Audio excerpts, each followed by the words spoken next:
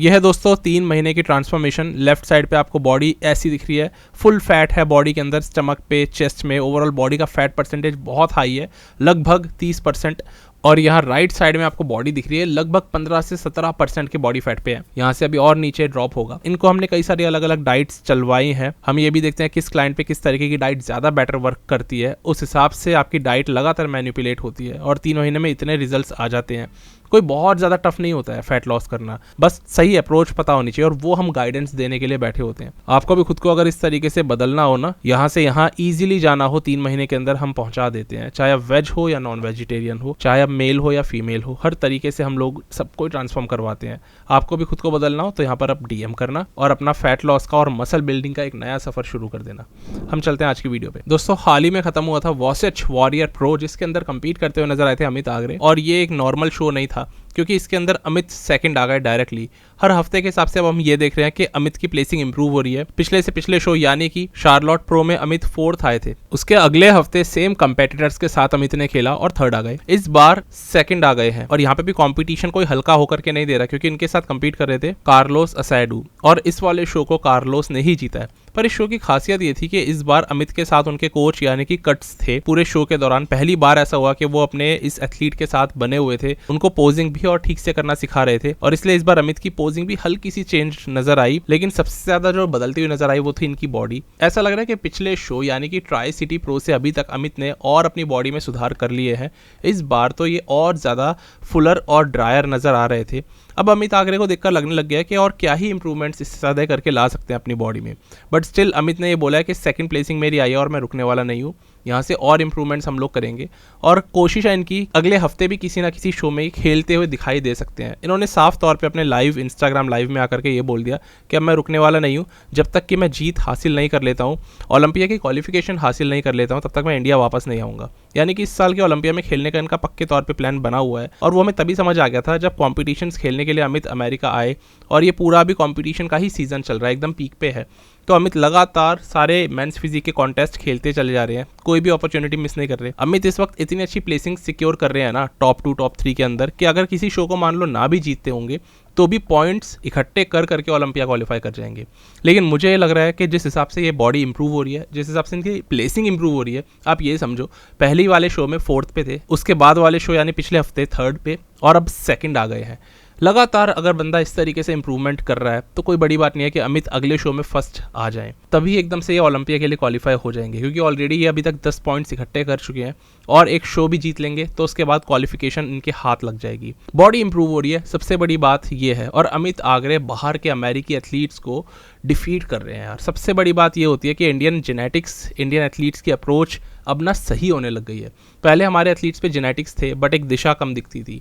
आज हमारे एथलीट्स के पास दिशा भी आ गई है, क्योंकि कोच हमने बाहर के पकड़ने शुरू कर दिए ज़्यादा करके और बाहर के कोचेस को जो नॉलेज है वो बहुत नेक्स्ट लेवल होती है। इस बात को एडमिट करना पड़ेगा। उनका प्रोफेशनलिज्म ही अलग है, क्योंकि गेम उनका बनाया हुआ है। ये जिस हिसाब से बारीकियों को कट्स पकड़ पाते हैं या फिर दूसरे फॉरेन कंट्री के कोचेस पकड़ पाते हैं, वो चीज़ें अभी भी हमें सीखनी बाकी हैं। तो इस बार अमित और ज़्यादा बेहतर हमें दिखाई दिए। सबसे बड़ी बात यह है कि अमित की बैक अब बहुत स्ट्रांग हो चुकी है। इस शो के अंदर लगातार ये फर्स्ट कॉल आउट में सेंटर में खड़े हुए थे कार्लोस के साथ में और दोनों की बॉडी बहुत अब कंपैरेबल लगने लग गई है। वहीं पहले वाले शोज़ में कार्लोस इनसे काफ़ी ऊपर दिखते थे, बट अब दोनों की बॉडी इतनी सही दिख रही है ना।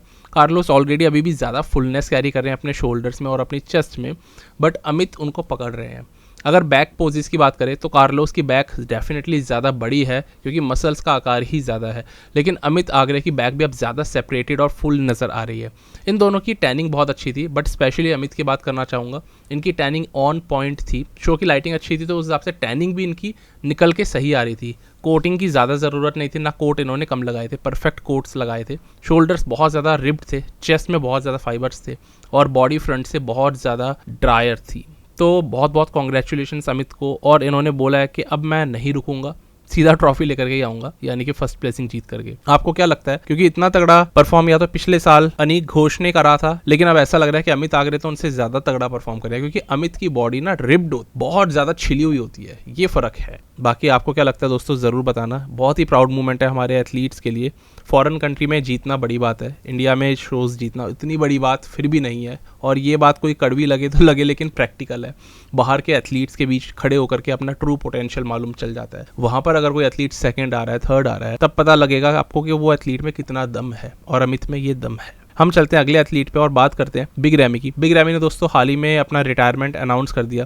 वैसे तो हम सबको पता ही था कि वो कभी भी वापस नहीं आने वाले, बस एक बार कहने की ही देर थी, क्योंकि रैमी की बॉडी लगातार अपनी फुलनेस खोती जा रही थी, स्पेशली इस वजह से कि उनकी बॉडी के अंदर इन्फ्लेमेशन बढ़ रही थी और जो मसल्स थी वो डिटोरिएट हो रही थी, उनको अपनी मसल्स ही फील नहीं होती थी। बिग रैमी ने अपनी बॉडी नहीं दिखाई है पिछले 2 साल से, लेकिन स्टिल बॉडी पता लग जाती है देख करके कपड़ों के अंदर भी कि कहाँ पे मसल्स हैं और कहाँ पे अब गायब हो चुकी है। और ये एक जेनेटिक फ्लॉ इनकी बॉडी में आ चुका है, जिसके चलते इनको इस कॉम्पिटिशन की पूरी जर्नी से रिटायर होना पड़ा। रैमी ने भी बोल दिया कि हर कोई रिटायर होता है, सबका समय आता है। एक समय तो रॉनी कोलमैन भी रिटायर हो गए थे और आज वो नहीं खेल रहे, बट पुरानी मेमोरीज हैं जिसके चलते हम रॉनी कोलमैन को प्रेज करते हैं। सेम अब रैमी के साथ भी यही है कि रैमी ने 2 ओलंपिया टाइटल्स जीते और एकदम से रिटायर हो गए। कई सारे एथलीट्स बोल करके रिटायर होते हैं, डेक्स्टर जैक्सन जैसे या रॉनी कोलमैन, जे कटलर जैसे, बट कुछ एथलीट्स की किस्मत में ये चीज़ नहीं होती और ये बहुत अनफॉर्चुनेट है। फॉर एग्जांपल बिग रैमी, जिन्होंने कि आर्नोल्ड में लास्ट कम्पीट करा था 2023 में और उसके बाद से अभी तक नहीं दिखाई दी और दिखाई भी नहीं देंगे। सेम फिल हीथ, उन्होंने 2020 ओलंपिया में कम्पीट करा था और रिटायरमेंट अनाउंस करे बिना बाहर आकर के स्लो ग्रेजुअल रिटायरमेंट उन्होंने ले ली। तो ये चीज़ें भी होती हैं। और रैमी के बारे में सब लोगों को पता था कि वो वापस नहीं आने वाले, क्योंकि अब एंड्रयू जैक्ट का टाइम है, इस वक्त डेरेक लैंसफोर्ड या हार्डी शूपन जैसे एथलीट्स का टाइम है। बाकी न्यूज़ तो हार्डी शूपन को लेकर के भी निकल के आई थी रिटायरमेंट की, देखते हैं वो आगे जा कर के पता लगेगा कि कितना सच है। फिलहाल रैमी तो अब हमें कभी नहीं दिखाई देंगे स्टेज पे, बट स्टिल बहुत अच्छी एक शेप कैरी कर रहे हैं और बहुत ही हेल्दी नज़र आ रहे हैं। और इन्होंने ये भी बोल दिया कि अब मुझे कुछ भी साबित करने की ज़रूरत नहीं है, मैंने काफ़ी खेल लिया है। एक चीज़ रैमी ने बहुत ही यूनिक बोली जो मैं फील करता था उनके लिए, पर कभी मेरी बोलने की हिम्मत नहीं हुई दोस्तों। रैमी ने ये बोला कि मेरे पीक ईयर्स 2014 से 2018 तक ही थे, और ये चीज़ मैं भी बिलीव करता था, क्योंकि रैमी एक्चुअली में मिस्टर ओलंपिया तो 2020 और 21 में बने हैं।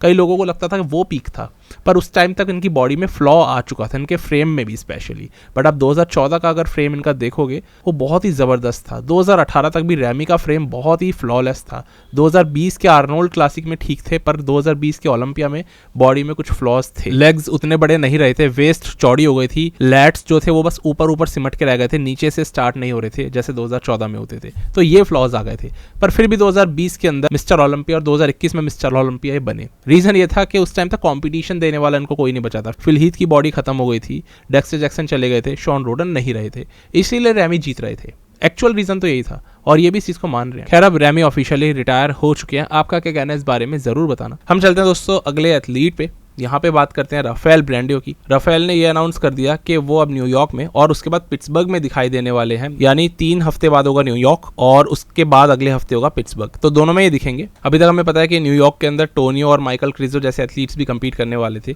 लेकिन अब ये लाइनअप और हैवी हो चुका है। राफेल ब्रांडियो अब सिर्फ एक नॉर्मल एथलीट नहीं रहे, जिस हिसाब से ये बढ़ रहे हैं साइज के अंदर, अब इनको प्योर एक बॉडी बिल्डर कहना सही रहेगा। इन्होंने हाल ही में अपनी ये एक वीडियो फुटेज डाली थी जिसमें इन्होंने ये बोला कि मेरे ग्ल्यूट्स सबसे लास्ट में दिखते हैं, यानी कि फैट लॉस सबसे आखिर में ग्ल्यूट्स के मसल्स पे जाकर के मेरा होता है, बाकी पूरी बॉडी अपना फैट ड्रॉप कर देते हैं बट ग्ल्यूट्स नहीं करते, यानी कि इनके ग्ल्यूट्स में फाइबर्स नहीं दिखते, और वो सच बात भी है। इस बार इन्होंने बोला है कि 23 दिन पहले शो से मैं ऐसा दिख रहा हूँ और एकदम ड्राई दिख रहा हूँ। राफेल ने बोल दिया कि मैं लो कार्ब्स के ऊपर ही लगातार चल रहा हूँ और ये भी याद नहीं है कि कब से लो कार्बोहाइड्रेट्स ले रहा हूँ। फिलहाल इनको बिल्कुल श्रेडिड टू बोन होकर के आना है स्टेज पे, यही इनका टारगेट है। लेकिन राफेल ने जो साइज गेन कर लिया है ना ओवर द ईयर्स, बहुत ही ग्रेजुअली और स्लो पेस में करा है, लेकिन क्वालिटी वाला साइज गेन करा है। अभी अगर हम देखें तो ये बॉडी फ्लैट है और स्टिल आप देखोगे शोल्डर्स में हद से ज़्यादा मास है और खतरनाक लाइंस पड़ रही हैं शोल्डर्स पे। बाइसेप्स और ट्राइसेप्स बहुत ज़्यादा, स्पेशली ट्राइसेप्स के ऊपर मैं देख रहा हूँ ज़्यादा मसल्स ऐड हो चुके हैं। चेस्ट अभी दबी हुई नज़र आ रही है क्योंकि बॉडी फ्लैट है, यहाँ से आपको ये पता लग जाएगा। और लेग्स भी इनके और फुल होते हैं, बट स्टिल यार राफेल के ये वीक पॉइंट्स थे, स्पेशली शोल्डर्स, लेग्स, जो अभी फ्लैट बॉडी में ऐसे दिख रहे हैं कि जब इनके फुल बॉडी में दिखते थे।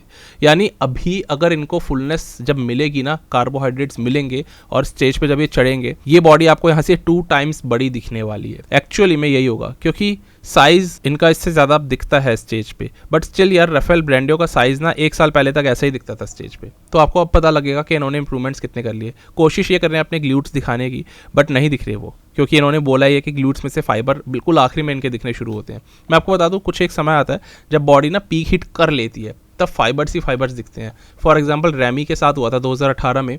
उससे पहले उनके ग्लूट्स में कभी फाइबर्स नहीं दिखते थे, बट 2018 में अचानक से बहुत ज़्यादा गहरी लाइंस दिखने लग गई थी। तो राफेल भी वही क्रेजी पीक हिट करने की कोशिश कर रहे हैं। वो मसल मैच्योरिटी ना समय के साथ ही आती है। मुझे लग रहा है ये समय इनके लिए आ रहा है, और 1 से 1.5 साल राफेल ब्रांडियो बहुत डेंजरस हो जाएंगे। अभी से ही काफ़ी हार्ड और रिप्ड नजर आ रहे हैं। आमतौर पर मेंस ओपन बॉडी बिल्डर्स 23 से 24 दिन पहले इतने ज़्यादा श्रेडिड नजर नहीं आते हैं। राफेल ने इसके बाद एक और अपना पोस्ट डाला है, और इसमें भी इन्होंने अपनी वीडियो के अंदर अपनी बॉडी दिखाई और ये बोला कि मैं फ्लैट हूँ।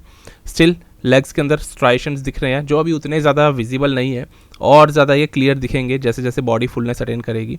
बट लेग्स का साइज बिल्कुल प्रोपोर्शनेट मैनर में आपको दिखेगा। कार्ब्स भी इनके बहुत अच्छे आपको दिखेंगे, और बॉडी एकदम सही प्रोपोर्शंस में है, अपर और लोअर। स्पेशली जब ये मोस्ट मस्कुलर खींचते हैं तो लगता है इनका साइज डबल या ट्रिपल हो गया है। राफेल ब्रांडियो की ये चीज़ अच्छी है कि इन्होंने अपने आप को चेंज करा है। अब ये कोई क्लासिक फिजिक एथलीट नहीं लगते। वेस्ट चार्ज भी स्मॉल है। उम्मीद तो ये है कि काफ़ी तगड़ा कंपटीशन देंगे ये न्यूयॉर्क में और पिट्सबर्ग में, चाहे कोई भी इनके सामने आ जाए। अगला अपडेट आ जाता है दोस्तों अली बिलाल के ऊपर। अली ने भी ये अनाउंस कर रखा है कि वो न्यूयॉर्क प्रो में खेलेंगे, उसके बाद पिट्सबर्ग में खेलेंगे। फिलहाल इन्होंने अपना लास्ट अपडेट ये डाला था जिसके अंदर इन्होंने कार्डियो अभी तक करनी स्टार्ट नहीं करी है, ना इन्होंने कैलोरीज अपनी कम करी है। स्टिल आप इनकी बॉडी देख सकते हो कितनी ज़्यादा ड्राई और रिब्ड नजर आ रही है। तो अली जैसे ही अभी कार्डियो ऐड करेंगे और कैलोरीज और ड्रॉप करेंगे तो इनकी बॉडी यहाँ से बहुत ज़्यादा रिब्ड नजर आएगी। ये इतना ज़्यादा प्रोफेशनल हो चुके हैं इन काम को करने में, इन सारे ड्राई आउट के प्रोसीजर और फैट लॉस के प्रोसीजर को करने के लिए, कि ये ना परफेक्ट ही दिखेंगे। ये पहले से ही पता रहता है, भले न्यूयॉर्क आने में अभी 3 हफ्ते पड़े हुए हो, क्योंकि इन्होंने इतनी बार प्रेप कर ली है और हमेशा अच्छे से ही प्रेप करते हैं किसी भी शो की, कि इनको अपने ऊपर भी कॉन्फिडेंस एक एथलीट को आ जाता है कि मेरे तरीके, मेरे प्रोटोकॉल्स में कोई खराबी नहीं है। अली के अंदर बस पिछले साल ओलंपिक के समय हुआ था कि बॉडी उतनी ज़्यादा फुल नहीं आ पाई थी जिस हिसाब की बॉडी इन्होंने पिछले साल के आर्नोल्ड में दिखा दी थी। तब ये बेस्ट एवर अली थे। मैं ये मानता हूँ कि वो फिजिक इन्होंने अभी तक रेप्लिकेट नहीं करी है, पर क्या पता न्यूयॉर्क के अंदर वो फिजिक इनकी दिख जाए, पिट्सबर्ग के अंदर वो रेप्लिकेट कर दे। क्योंकि मेन शोज़ चलो ये तो है ही जिनके अंदर अली हर साल खेलते हैं, पर ओलंपिया इस बार इनको जीतना ही होगा किसी भी कीमत पे। और सच बता रहा हूँ, इनसे ज़्यादा इंपॉर्टेंट है इस बार का ओलंपिया रायन टेरी के लिए, क्योंकि वो तो जेरेमी बोंडिया बन जाएंगे अगले, अगर वो चौथा अपना टाइटल क्लेम कर लेते हैं तो ये दोनों एथलीट ज़रा सी भी कसर तो नहीं छोड़ने वाले। पर मुझे कहीं ना कहीं लग रहा है कि रायन टेरी बहुत ज़्यादा सीरियस हैं ओलंपिया को लेकर के। देखते हैं अली बिलाल कितना सीरियस है। ये ज़्यादा तगड़े जेनेटिक्स डेफिनेटली कैरी कर रहे हैं और एकदम श्रेड मारते हैं। जैसे इन्होंने लिख भी दिया अपने पोस्ट में कि मैं ब्रूटली अब श्रेडिड होने जा रहा हूँ 3 हफ्ते में या फिर 3.5 हफ्ते में। ये बहुत तगड़ी एकदम शेप ऐसी दिखा देंगे, यहाँ से आपको डबल दिखेंगे साइज़ में। तो अभी का अपडेट नॉर्मल अली बिलाल वाला अपडेट है, 3 हफ्ते बाद पता लगेगा ये कहाँ पहुँचते हैं। अभी आप एक्चुअल में देख सकते हो जो अली बिलाल लेफ्ट में वो कितने बड़े और फुल है, ये वाले अली बिलाल अभी कितने छोटे हैं। तो अभी पूरी प्रेप 3 हफ्ते में इनको बिल्कुल ऐसा ही बदल के रख देगी जैसा लेफ्ट साइड में दिखाई दे रहे हैं। हम मिलते हैं दोस्तों अगली वीडियो में, तब तक के लिए स्टे ट्यून्ड, गुड बाय, शुक्रिया।